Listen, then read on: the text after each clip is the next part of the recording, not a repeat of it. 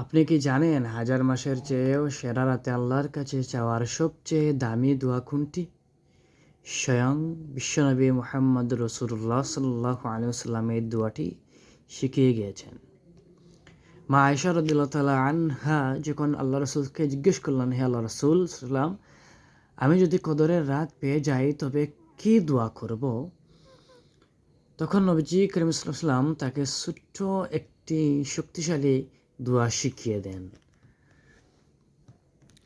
আর দোয়াটি হচ্ছে আল্লাহুম্মা ইন্নাকা আফুউন তুহিব্বুল আফওয়া ফাআফু আন্নি। আপনারা স্ক্রিনে দেখতে পাচ্ছেন, আল্লাহুম্মা ইন্নাকা আফুউন তুহিব্বুল আফওয়া ফাআফু আন্নি।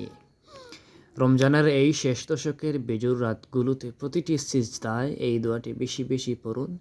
কে জানে, হয়তো এই একটি দোয়ার উসিলাতে আপনার জীবনের সব গুনাহ মাফ হয়ে যাবে।